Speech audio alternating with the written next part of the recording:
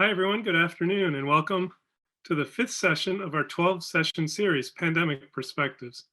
Today, we especially want to welcome those of you from around the country who learned about this through one of the Smithsonian affiliate museums. So this series is really about three things. We have invited experts who are giving us some unique historical perspective on topics that really align to the current events of the quarantine of the pandemic. But we also are giving you, the attendees, an opportunity to get something akin to a virtual tour of the museum and to take part in some discussions about objects and archives from the national collections. And third, we want to use this as a springboard and an opportunity to think about what we should collect to reflect the current pandemic. This meeting, as you notice, is taking place on Zoom. You have the opportunity to ask questions. There's a Q&A feature that you can click on and then type in a question, which we will then convey to the panelists. We also want to comment that there is captioning available. So if you are hearing impaired or have other issues, you can watch this in real-time captioning.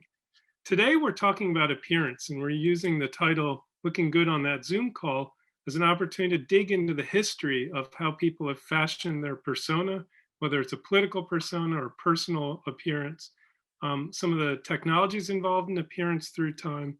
So we're going to start with the history of hair coloring and approaches to hair and beard styles. Second, we're going to spend some time talking about the history of makeup and cosmetics. And third, kind of putting it together as a distinctive style for the camera, including what we might call political style, as well as individual appearance in front of cameras through history. I'm thrilled to introduce a really remarkable group of panelists today. So Claire Jerry is a curator in the Division of Political and Military History at the National Museum of American History. She specializes in political rhetoric, the material culture of 20th and 21st century campaigns, and the history of the presidency. Previously, she was chief curator at the McKissick Museum at the University of South Carolina and a guest curator at the Harry S. Truman Library and Museum. She earned a PhD in rhetoric and composition from the University of Kansas. Second, Gwen Kay is a professor of history at SUNY Oswego, specializing in 20th century American history, especially issues of medicine, science, and gender. Her first book, Dying to be Beautiful, focused on cosmetics regulation in the 20th century, and her more recent edited volume, Remaking Home Economics, explored the history of family and consumer sciences. Her current work examines the gendering of science and the transformation of human ecology in the late 20th and early 21st centuries. Professor Kay holds a PhD in the history of medicine and science from Yale University. And third, Crystal Moten is a curator of African American history in the Division of Work and Industry at the National Museum of American History. She specializes in African American business and labor history. Her current research centers on the intersections of race, class, and gender, specifically Black women's economic activism in the civil rights era in the urban Midwest. Prior to joining the Smithsonian, Dr. Moten held academic posts at Macalester College and Dickinson College. She earned her PhD from the University of Wisconsin, Madison. So I want to start with the present, and then we're going to go back in time. What I'm showing you is just quickly, I downloaded the top-selling hair regrowth treatments. Not at all thinking of myself, of course. And what's striking about these is, first off, they are, in fact, to this day, gendered. So they're marked as either male or female, men's or women's. And second, what you'll see compared to the past, a number of them are FDA-approved pharmaceuticals. In fact, a number of these, the Rogaine, the minoxidil, were initially developed for other purposes, and then it was discovered in the use that people were seeing hair growth. So that's a kind of unusual aspect to the history. But we also see some historical consistency here because you have a number of products that are based on mixtures of oils, herbs, and minerals, as we're about to go into in more detail. Now, we want to ask a poll question of everyone who's attending today, and we're going to do that at a couple points throughout. The first one is, how have you dealt with your hair since March 2020? And you can choose more than one. So have you cut your own hair once or more? Has, your partner, spouse, your parent, your child, your roommate cut it? Have you gone to a hair salon or barber just as you used to? Have you grown out your hair, or have you grown a beard? And finally, have you dyed your own hair? So we'll give it a few more seconds for people to log in. And then, so let's say 5, 4, 3, 2, and with that, okay. So that's fascinating to see. We do have a great mix here of about a third of you have cut your own hair. Fewer let your roommate live-in person cut it. That's interesting. More people cut their own than let someone else cut it. And a lot of you have grown out your hair. Not many have grown beards. And that's quite interesting. 13% have dyed their own hair. Okay, with that, we're going to move into the history. And so Gwen, I actually want to invite you to start off with this fascinating image of a product from the 19th century, obviously an extract of petroleum, kind of proudly showing the oil fields here. Yes, thank you, Arthur. So this is an interesting juxtaposition of very, very industrial. The name Carboline, it looks like looks very reminiscent of a big tub of oil next to many oil wells. So we're clearly drawing on the industrial nature of this product. But then we have this complete contrast. We have this before and after, and I'll just say, keep this in mind. We'll see a before and after picture later. The woman on the left is not exactly bald. She does have hair, and we don't know if it's just very short and very thin or pulled back, but after using this wonderful product, kind of from nature, but not really because it's a refined product, after using it, we have thick, luxurious, dark, flowing hair. So this is very much a gendered look at what you can do with bald heads, and we don't usually associate women with baldness. So that they're using a woman for this hair restorer and an industrial product at that, is a very telling use of the product. Claire or Crystal, do you have anything you wanted to add to that, or we will? Okay, let me jump on to my next slide. Claire, we're seeing here, tell us about this. The one on the left doesn't look as familiar as the one on the right. Well, I'm sorry that only 2% of you had grown a beard. I thought that COVID beards were supposed to be a thing, but I'm delighted to share these objects with you. These are both life masks of Abraham Lincoln. And as Arthur said, one is slightly more familiar, and we usually share these objects to talk about Lincoln, but we can also use them to talk about beards and the history of political beards. The life mask without the beard is from 1860. When Lincoln was running and being elected to the presidency. He always made jokes about how he looked, but a lot of his opponents had made a lot of fun of him. And although we know the famous story of the little girl writing him a letter and saying, you should grow a beard, actually a lot of Republicans had been saying that to him for some time. You would look better if you would acquire some whiskers, as they said. And it's not really known why he finally did. It might have had something to do with looking a little bit more authoritative. It was probably a surprise to his longtime friend and barber, William Flourville, who was an immigrant man of color from Haiti, who, when he opened his store in Springfield, said he was there to nullify beards, only to have Lincoln decide to grow one as he was headed off to Washington to be president. The life mask on the other side was made in February of 1865, just a couple of months before the assassination. And typically people look at these two masks to talk about how Lincoln had aged and see the weight of the war. But you can also see this became a very popular style of beard. It is not a full beard, it was a chin strap beard. And some historians have said he was following fashion, others have said he was creating fashion. because several of the next presidents did have beards, many of them associated with the Civil War. It became sort of a sign of military status. And you see here one of our most beautiful ribbon badges from the late 19th century, Benjamin Harrison, who was a Civil War general and is our last bearded president. And he left the presidency in 1893. I think is interesting is the man in the middle, Charles Evans Hughes, is our last bearded presidential candidate. He lost the presidential race in 1916. What I love about Charles Evans Hughes's beard is it apparently is not all branches of government.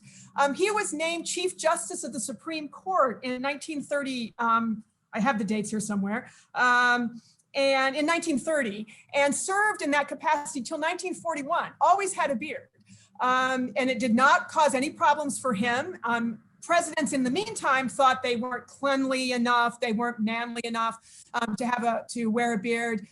Charles Evans Hughes was the last Chief Justice the last justice on the court to have a beard until Scalia grew one in 1996.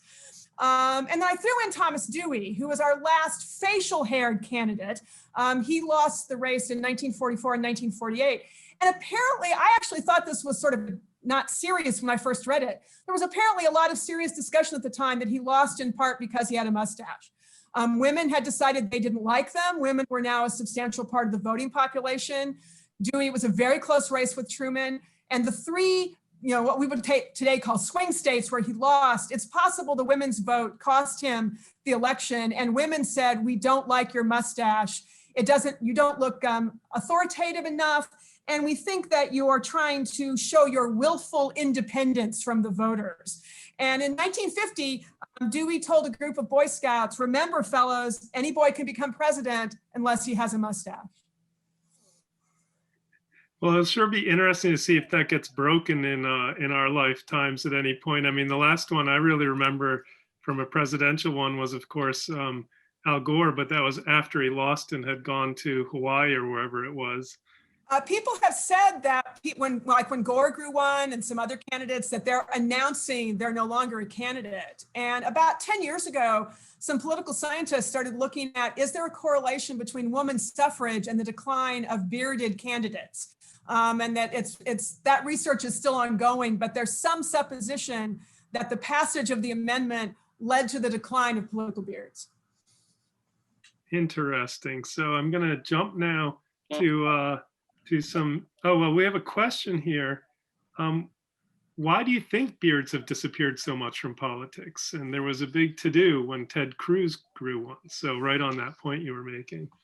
Well, they first probably declined. They declined all across the country because there were some associations that were later debunked between disease and beards. There was concern about tuberculosis. The pandemic of 1918 saw a decline in beards. And then I just have read a lot of research that said women in particular pushed this idea that they wanted a different kind of masculinity. And particularly the Truman Dewey, people said Truman had that clean cut, approachable look, and Dewey didn't look approachable. He just looked more aloof because of the mustache.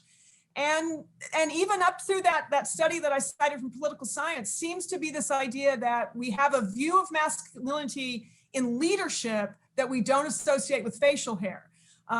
We went through a period where we thought only, fanatic radicals had beards, and then there were, that was the hippies had beards. And so there seems to have just been a progression of whatever we think a beard means, we don't seem to think that it means someone in political office. Interesting. So Gwen, and we're going to come to Crystal in just a moment here, but take us to the 19th century and some of the hair colorants. Well, this completely reflects what we just heard from Claire about beards, which is Buckingham's dye is for whiskers. So we have a very gendered product, a very fulsome, resplendent beard, and a quite long mustache as well, I should point out. And it comes in two colors, brown or black. If you are not brown-haired or black-haired, there are no suitable products for you. But in fact, that might reflect hair preference, and it is saying something about who was in this country when this product was being produced. But more than that, it's really about the dyes that were available. If you're using lead, sulfur, other substances, they're very, very dark. And we don't have yet ways to dye hair that's lighter in color. We don't have a dye to take gray hair and make it red, or gray hair and make it blonde. So that's a chemical advance that we are not ready for it yet. On the right side, we have Ayers Hair Vigor, which is marketed more to ladies, unless one is a bearded lady, in which case the Buckinghams would be suitable. But in this case, this dye is removing gray hair, so it's very clear. Also, a fairly young looking woman is in the illustration. I would be surprised if she actually had in her very, very long hair. So again, very feminine, very long, flowy, wavy locks, nestling the bottle, of course, in her. And Ayers Hair Vigor, this company that produced this product, was all over advertisements and small stores and peddlers. People carried this product. It was advertised in ladies' magazines. They had the same kind of ad over and over and over. And it was, like many other companies that we will maybe get to, named after the person who created the product as well. So it started with that, and it was their name and their company. Eventually they lost it. But so there's this history of this. And again, if you didn't get from the beard being combed, the hair color restorer gives you vitality. So long hair and dark colored long hair is clearly about vitality and life and youthfulness. And that all can be yours from these perhaps dangerous products and bottles. So we have a question that actually I'd invite any of the three panelists to take if you are game, which is, what about the stubbly look that has become popular? The, like, 2-day kind of, but neat, not quite a beard. Looks like a lot of trouble to maintain, our questioner asks. As is this totally unique? Is there a history to the kind of stubble look?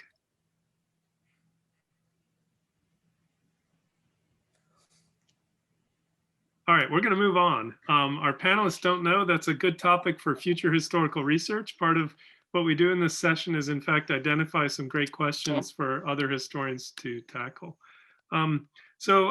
Crystal, tell us about the Lucky Brown pressing oil and the Madame Jones 7 hot comb oil. Yeah, thank you for having me on the panel. Wanting to add to my colleagues' comments, but also specifically say that sometimes personal appearance was not simply about how you wanted to personally appear, but societal factors influenced your personal decisions. Societal factors due to racial and class norms and expectations. And so when I look at the products here and the advertisements for these products, you see part of what is going on in that. So for example, when we look at the Lucky Brown pressing oil, we see with a woman in the image, one side of her hair is straight, the other side of her hair is textured, but textured in a way that suggests that she probably had some coils or curls, and we get the sense that the pressing oil will straighten the hair. And so in thinking about personal appearance and hair, particularly for African Americans, textured hair was not usually considered professional. If you think about the business world and in corporate America, many African Americans, in order to fit or to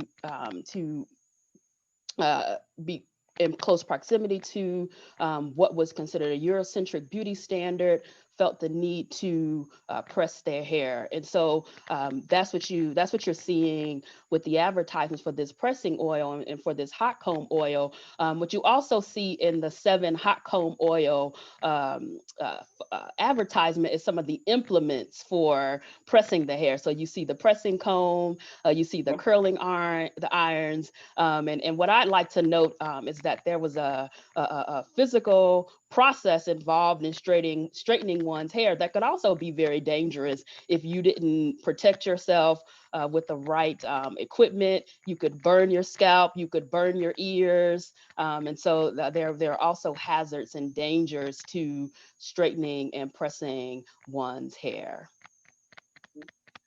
We also have a question that really any of you could take, but Crystal, it especially ties to what you were just saying. To what degree is Hollywood influencing, even back, in the 1930s, influencing appearance in terms of hair style? Yeah, that's a great question. And when I think of what's acceptable in the mainstream media, I think that also includes what's acceptable, in Hollywood and the types of styles that are being made visible by actresses, of both genders during this period. So again, you don't see a lot of women, particularly African American women, with textured hair. You see the straight hair, but you also see with African American women, especially because of the types of roles they were relegated to within Hollywood, you many times see them there, you don't see their hair at all, right? It's usually hidden under a scarf of some type because they are relegated to playing roles in terms of domestic work, domestic service, etc. So many times you're not even seeing Black women's hair. And when you do see Black women in Hollywood, in film, again, you see women who are proximate to that Eurocentric standard in both their skin complexion and their hair. And so that takes us almost immediately to this slide of, kind of a pushback to that, or, tell me how you would interpret this and explain.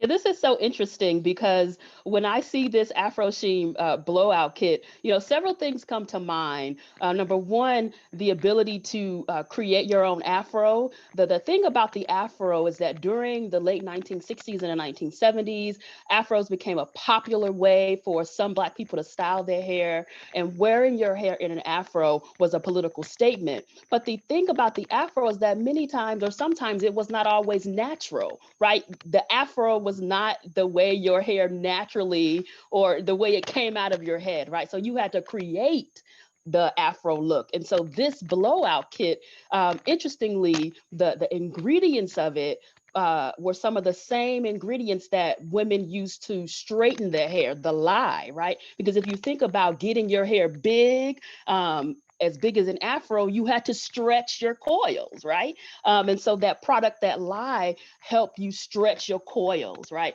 But again, this Afro was connected to your political beliefs and many times desires to be closer to an African aesthetic. And so it's interesting about this Afro blowout kit that it used similar products as a straightening kit, but it told a totally different message. Yeah, that's fascinating. Just as a child of the 70s, I can say, in elementary school, I had a couple friends who had them. As a boy, you also then had the pick, right? And in fact, it sure ticked off teachers, I remember, but it took a lot of maintenance, right? It was kind of all day you could kind of work on it, be maintaining it. Which I think for middle school boys, actually, today you got fidget toys. It's actually a good way to keep your hands busy and focused. The teacher may not have always seen it that way. Right, because you wanted, I was gonna say, you wanted your Afro to be the perfect oval, and you didn't want one side to be flat. So. Yeah, exactly. And so tell us about this. This is a fascinating kind of juxtaposition of a product with the same brand name from the mid 90s and then today, 2020. Oh yeah, so this magic shaving powder, it has a really interesting story, especially when you think about the transformation of the product and the ownership of the company who manufactured the product over time. And so if you look at the white tube with the presumably African American male face, you see it's called fragrant shave cream. And if you're able to zoom in specifically on the image, you would see that it said formulated exclusively for Black men, right? So this product produced and sold by Carson, was marketed to Black men. Now, the interesting thing about the Carson company was that Carson was not a Black-owned company, but they created products to cater to Black consumers. It was actually opened in 1951 by a man named Abram Menace in Savannah, Georgia. And so again, they created a lot of products, facial and hair products, to cater to African Americans. Now, what happens to Carson is eventually L'Oreal buys them out, right? So L'Oreal acquires them in 2000, and L'Oreal, in terms of being kind of a hair and beauty company, buys a lot of Black-owned, formerly Black-owned companies, and they incorporate them under their brand. And so L'Oreal bought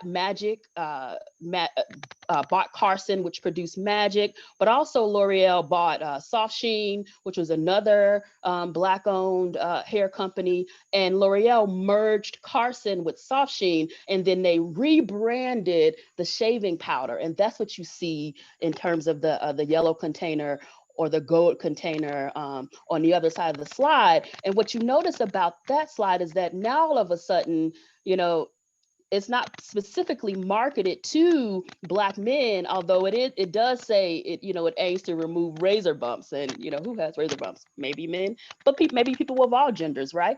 And so the product then is being marketed to a broader audience, and presumably also an audience that may not only be African Americans. And so you see, as a result of the change in the ownership of the company, that the branding of the product changes and the images on the product changes. We have a host of questions. And by the way, I did see somebody tried the raise your hand feature. And so what we're doing is actually asking people to type in questions into the Q&A just for our audience. Somebody asked about the significance of the number 7, whether, you know, that's a lucky number. Is there any connection between Lucky Brown and the 7, or is that pure coincidence? And then Magic, you know, with luck too. I mean, is that just happenstance of branding, or do you know, is there any connect between those all? You know, I don't know if there's a connection between the Lucky 7 and then the Magic. Those two brands, that would be an area that I'd have to go out and do a little bit of digging around in. Yeah. So we have another question though that's really kind of, let me squeeze 2 in.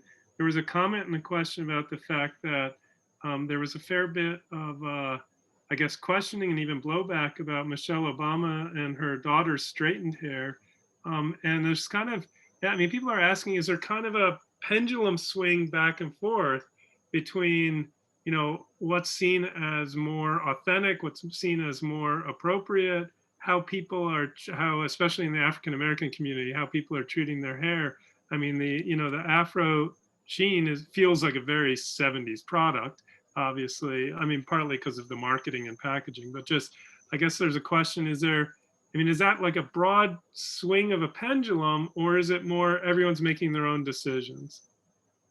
Well, again, I don't, I want to say that people have been able to exercise, you know, some sort of kind of, you know, autonomy in their hair choices, and that has been, I would say, that has been loosening up within the last couple of decades, right, where you do have wearing your natural hair being, you know, more acceptable, but in certain spaces and places, right? Not everyone can show up everywhere with a natural hair and head and be accepted. And I think in the political arena, the rules are a bit more strict in terms of what types of hairstyles we expect people in the political arena to be able to be worn. But I think in terms of Michelle Obama being in the White House, I mean, you see some opening up of the possibilities of beauty and hair standards, and you also see some closing up of opportunities, because, you know, we don't see her wearing natural hair while she is First Lady. We see her mostly wearing her natural hair after she has, you know, after she's no longer First Lady. And so we can ask a question about what that meant, about how she felt about the possibilities of her being able to wear her hair natural while she inhabited the White House. Right, right, right. So we're gonna shift to our second topic here, which has to do with a broader set of skin products and moving away from hair. And our poll question, have you changed your use of makeup or skin products to look better on video calls? And we're asking people to just choose one. So we'll just give it a few seconds. We have a great turnout here. I see we have 127 people on. There's an awful lot of people saying they don't use makeup or skin products. They're mostly lying.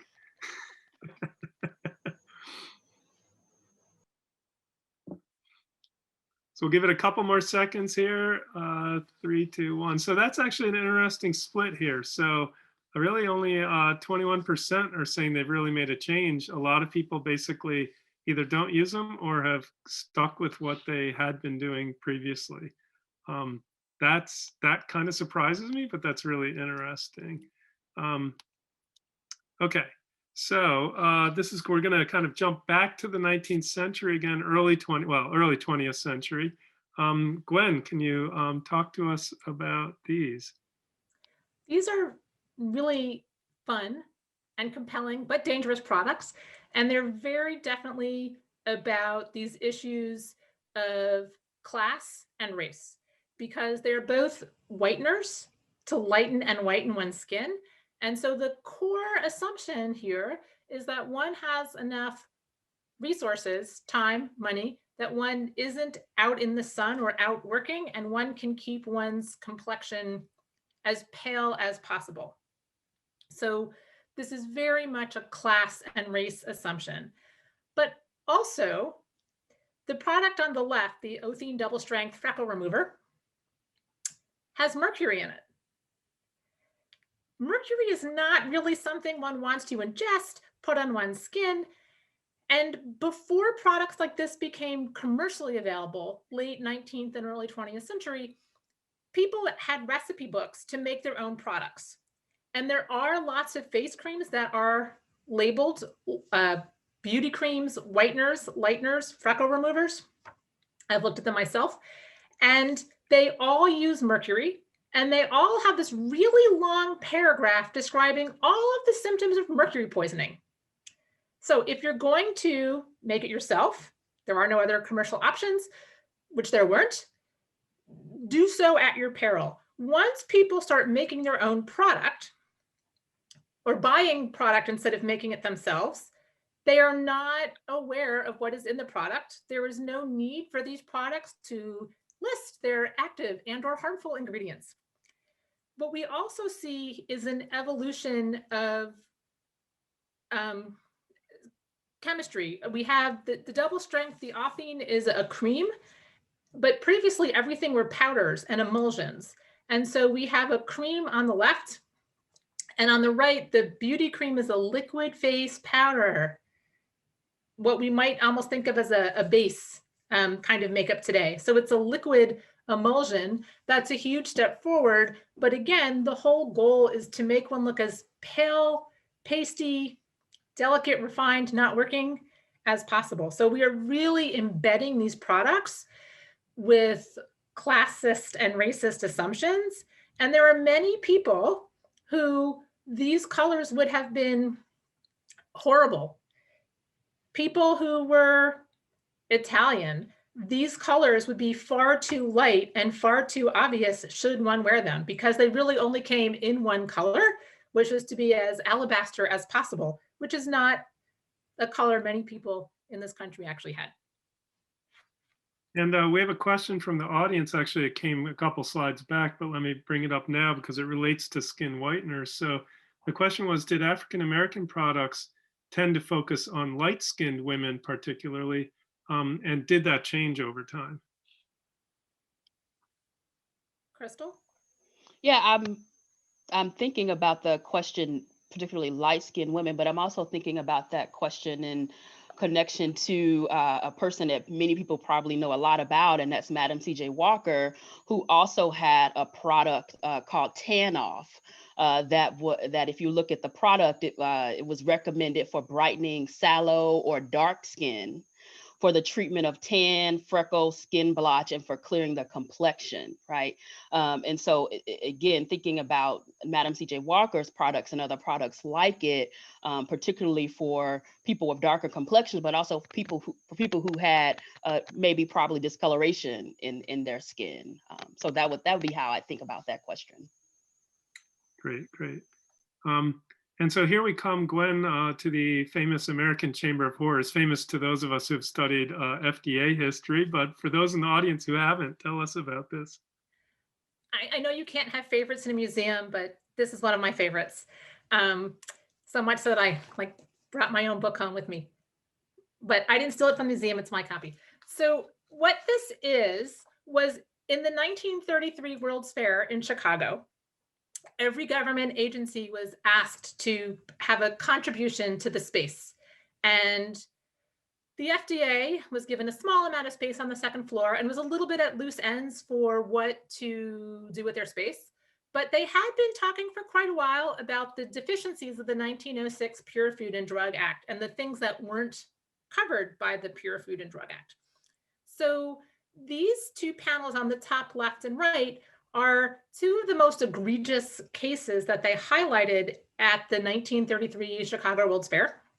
On the left, there was a depilatory called Corumlu, which a superfluous hair devitalizer, which has thallium acetate, commonly cause a common ingredient in rat poisoning.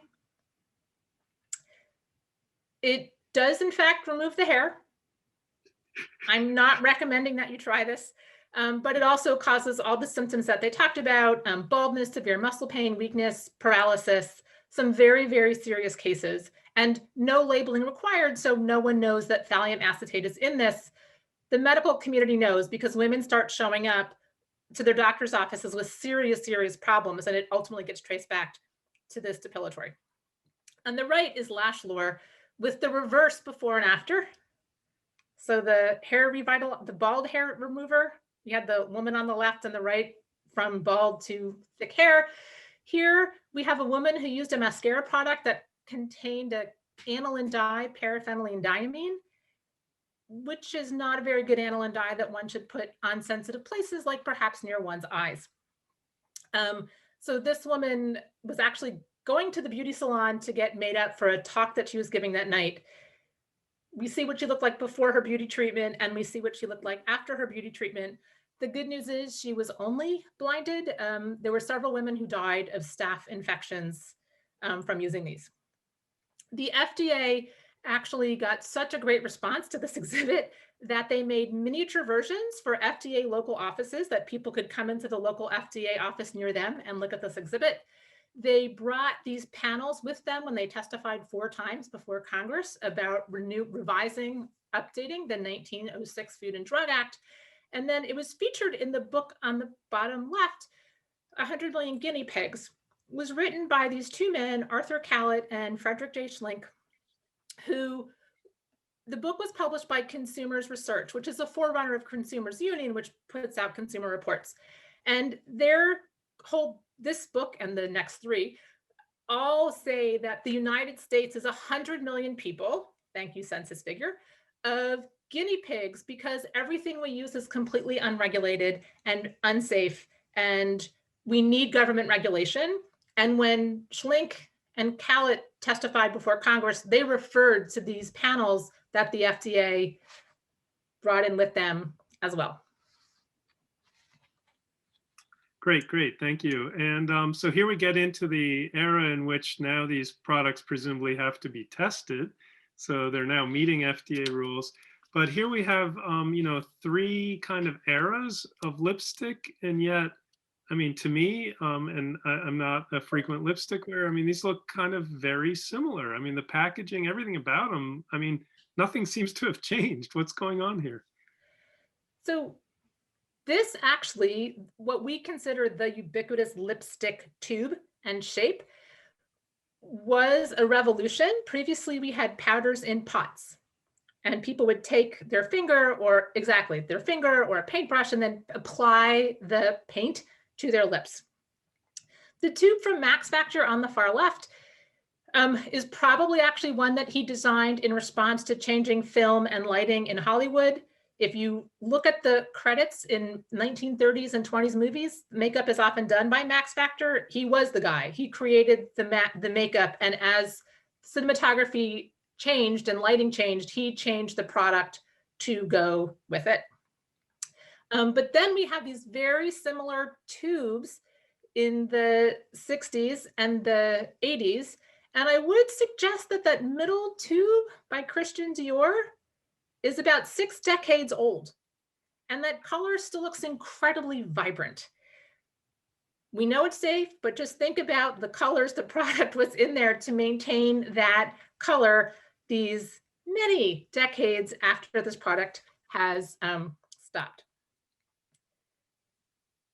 And here we have two images from World War II. Now, of course, during World War II, there are restrictions on what can be manufactured. A lot of kind of consumer products seen as potentially frivolous or taken off the market as we focus on wartime production.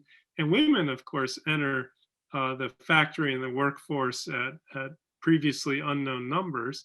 And yet, what struck me about both of these is in both images, the women are in fact wearing lipstick. More than just wearing lipstick, the ubiquity of the shape that we saw in the previous slide means two things during the war years. Metal is not easy to come by. It's being requisitioned for the war effort. So tubes become wooden cases, and it's possible to buy the sleeve with the color product to put into the metal tube that you still have or the wooden tube that you have bought to put your color in. So, and despite there were dye difficulties, a lot of the dyes in the US had come from Germany. That's not happening during the war. There were all sorts of interesting legal questions there. But also many of the dyes are being requisitioned for war use. Two colors are allowed to be continued for lipstick production, and it's deemed essential to the war. It's a war effort because women feel better by putting on lipstick. So Rosie, in her androgynous clothing, her protective gear, has her bright lipstick. And for men to see women in this androgynous or masculine attire looking feminine is good for men too. So lipstick was somehow seen as essential to morale efforts during the war. Therefore, we got to keep producing it in these interesting names like Bomb Red. Fascinating. So here we're going to come to the post-war period. I see one of them is from the 1940s. So nail polish. Yeah, I think these nail polish containers are really interesting. Number one, just to look at and see the remnants of the nail polish in the containers. But what I think about, especially with the Wall Street Journal article regarding men's nail polish, is thinking about, gone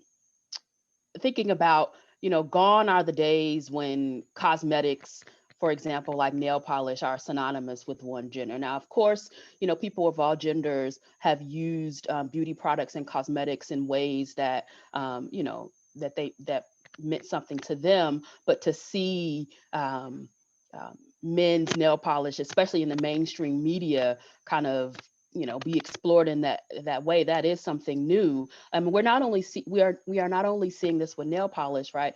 We are seeing this with ads for other beauty products like foundation, for example. Go into your local CVS, go into your local Walgreens, and when you go and you look at the Revlon, not only will you see women in those foundation advertisements, you will also see men in the foundation advertisements. And so we're seeing way more gender inclusivity as we think about certain products that had once been marketed to and only for one specific gender. And so you see that with this article about nail polish, but it's also becoming more popular with other types of cosmetics as well.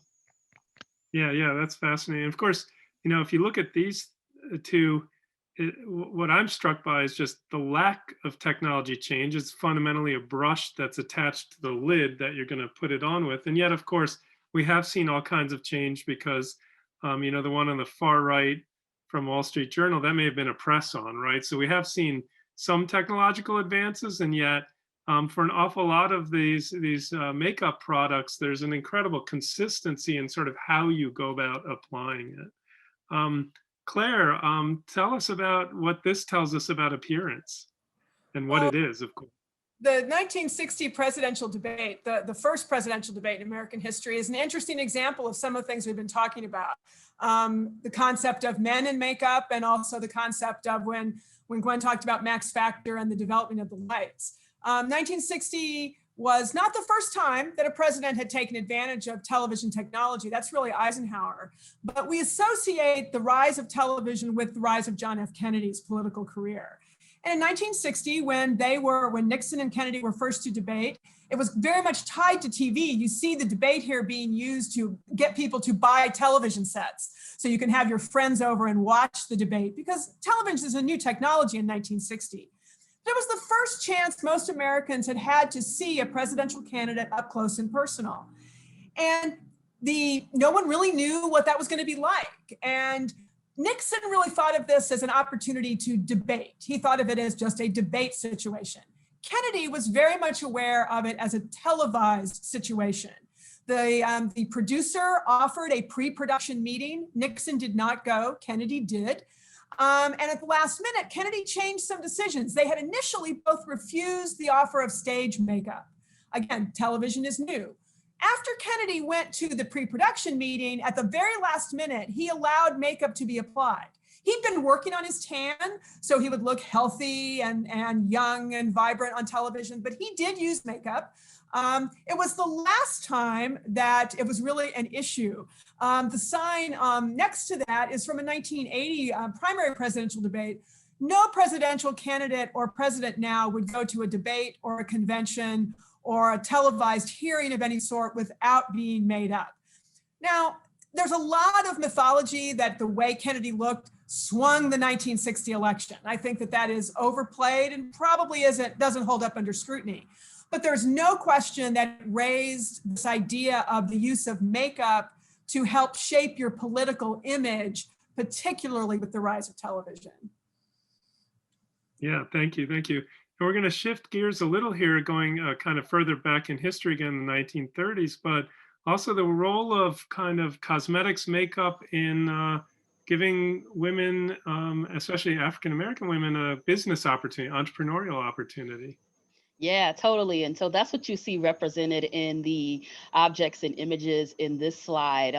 The slide you see, the Scurlock Studio slide, is a slide of agents selling Mary King Cosmetics, which was a cosmetics line owned by J.R. Watkins, which again, that was not an African-American owned company, but you do see agents, African-American agents selling those products. Again, as I mentioned earlier, many folks are familiar with Madam C.J. Walker and her system for hair, but again, she also had products related to the face. And so what you see here is a container of cold cream that Madam C.J. Walker manufactured and produced and sold. And we have that, that bottle of cold cream, that container of cold cream in our collections. And so it's just very interesting to learn and to see that Madam C.J. Walker was not only concerned about hair, but also the health of the Black women's faces as well. And so that's really what Madam C.J. Walker was doing with her company. Of course, as I mentioned earlier, she did have a product called Tan Off, and people accused her of selling that product and having intentions for Black women to whiten or lighten their skin complexion. But she always explained it as wanting to make African-American women have access to the things that would make them healthy, especially African-American working women who were working, many of them in the domestic service industries, doing laundry, standing over hot pots, ovens all day. And so she was really concerned about the health and the vitality of African-American women. And so she created these products to address that. But in creating these products, she also created a business opportunity that many African-American women took advantage of by becoming her agents, by learning the Madam C.J. Walker system in terms of hair care and hair health, and by selling the products nationwide. We have a question from the audience whether skin lightening products were marketed to men, and if so, were they marketed to African-American men or also perhaps to Caucasian men? Yeah, and thinking about specifically, and others can chime in, but as I mentioned about Madam C.J. Walker's product earlier, that was particularly marketed for the type of condition your skin was in, right? And so you didn't see it saying specifically for men or women, although we do know Madam C.J. Walker did focus her products on Black women. But with that particular product, you saw it's trying to treat or make claims about specific skin conditions that she felt the product, or she thought the product would help with. And we also have a question from the audience. I'm not sure if any of our panelists know this or want to tackle it. Can we talk about how suntans became popular and when skin darkening became popular? I think of that as a very 1970s phenomenon, but Gwen? So suntans actually go back to Coco Chanel and the 20s and this life of leisure on the French Riviera, and also shaving. Women, as hemlines rose and stockings got sheerer, women began to shave their legs. And so that also makes an application of color easier. And so tanning really starts in the 20s and 30s, which is this interesting shift between wanting a pale face and then flipping to a tan is a healthy look, that you now have the leisure to be outside sunbathing or playing tennis or whatever it is that one might do. Interesting, right. So then the 70s feature that I can think back to in childhood is actually a cycling around from that much earlier era. That's fascinating. This is, I think, continuing along the thread of products that kind of help women become entrepreneurial and business women. Yeah, that's exactly right. And these products are products that were created by beauty innovators whose products and lines help those of us at home achieve our beauty dreams, right? And so we think about Elizabeth Arden and this skincare system that she created. And the one thing about Elizabeth Arden, who was actually born Florence Nightingale, I believe, she was one of the first beauty people in the beauty industry to do the in-store makeover, right? But when you did your in-store makeover, you also had the opportunity to buy the products that they used in store and take them home so you could continue that regimen. And so that's why we have on this slide the Elizabeth Arden system. We also have on the slide the original beauty blender, which was created and now sold by the Beauty Blender Company, started by Rian Silva. And Rian Silva began her professional career as a professional makeup artist. And she was trying to figure out how to do professional makeup in the era of HDTV in a way where she didn't have to drag around the airbrushing machine to correct the makeup that she had done on the actresses and actors she was working on. And so she created the sponge that she was able to kind of take around and use to blend makeup, correct mistakes, etc. But what happened as she created the sponge and was using them on set is that this sponge that she created ended up being stolen by other people on set. And she realized, hey, I have a business opportunity here. I can create these sponges and I can sell these sponges and, and make money. And so she decided to do that. And that is how Beauty Blender, the company, was born. And now the Beauty Blender is ubiquitous. You see it everywhere. There are tons of imitations, and it created a type of sponge that was reusable. When in the past, many times sponges would come with a person's compact, but either you would use that sponge once or you wouldn't use it at all. But what Rian Silva said about her Beauty Blender sponge is she wanted people to be able to use and reuse it and be able to wash it. And now you can't keep them forever, but you can keep them for at least 3 months. And that is what Rian Silva wanted with this reusable, more environmental friendly sponge. Crystal, did you collect this item for the Yes, museum? I did. I was able to collect prototypes of the Beauty Blender sponge, as well as interview Rian Silva about starting the company. Yeah, That's fantastic. I mean, if you think we've shown some artifacts from the 19th century, so it's interesting to think, in 100 years, maybe someone will do a panel, probably through some other form of technology we can't even imagine, and have people looking at something you collected. I'm yeah. going to jump ahead. We're getting a little tight on time, and I want to do our third poll question. And so this has to do with backgrounds and appearance and clothing. And so we're asking our audience, I've worn clothing or crafted a background to shape a Zoom image. And so we've got a bunch of choices, non-exclusive. Have you worn PJs or athleisure pants along with a business top? Have you worn clothing for meetings you would have never worn to work? Have you arranged the books on the bookshelf behind you? Mine are in classic alphabetical order. They're not color coded. Have you chosen a virtual background to cover the room you're in? And have you done all of these things? So we've actually got 13% have done all, oh, sorry.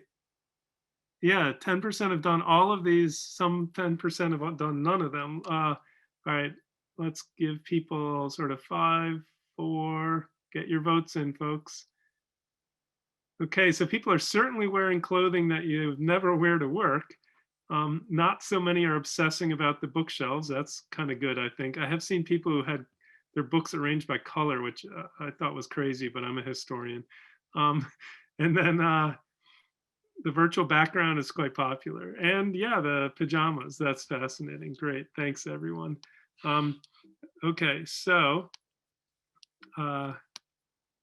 just a couple points for everyone to see, and then we're gonna get to a couple more points from our panelists. We're gonna go 2-3 minutes over. So first off, I mean, the pandemic has been devastating to clothing companies. And yet, so that's a phenomenal drop, really first time in history we've seen that steep a drop and then increase. And then also home furnishing, which interestingly, the home furnishing has picked back up to trend where clothing has not yet. And so we're just going to do sort of 2-3 more before we wrap up. Claire, tell us about kind of political persona in relation to clothing and hats. Presidents have often used their clothing to make a statement about themselves. Abraham Lincoln, we're back to him again. He was very conscious of his image always in his life. One of the first and most frequently photographed presidents, for example. He was 6'4", our tallest president, and yet he wore the tallest hat of his day. And there are some reasons for that. People aren't entirely sure. He knew it made him stand out in a crowd, and he wanted to always be visible and be seen. And hats were important to Lincoln. Many of his biographers have said that. And it may have started out as sort of a gimmick and then became a sign of who he was. Ronald Reagan, on the other side of your screen, did not, as far as I know, dress this way in the Oval Office, but certainly made use of the Western apparel to promote his image as a Western candidate, a Western leader, a cowboy. He'd been in a lot of Western films, so often seen riding a horse, wearing ranch clothes, but this is a campaign button where he's using the cowboy hat. And Jimmy Carter, it's not very often that you see presidential candidates photographed with an open collar, no tie, no jacket. He ran very much as an outsider and as a farmer. And so there were a lot of campaign materials produced that showed him on his peanut farm, wearing the kind of clothing you would expect an outdoor farmer to wear. Again, he was an active farmer until about the time he started his political career, but he had been an elected governor long before he became president. And so these are all ways in which presidents and candidates have thought about how does clothing send a message about who I am. And Claire, I want to take you back because we have a question from the floor that I've also heard this. So this is taking you back to Kennedy Nixon. Is it true that people listening on the radio thought Nixon won the debate, while those watching thought Kennedy had won? You were kind of busting some of the myths. Is this a myth too, or is this one true? Largely it is. The study that story is based on was a very, very small sample size. People who, some of their supporters on each side, there were Kennedy supporters who listened on the radio who were very excited. There were Nixon supporters who listened on the radio who thought their candidate had lost. The debates as a whole did in fact sway public opinion. Kennedy clearly won the first one. Nixon probably won the next two.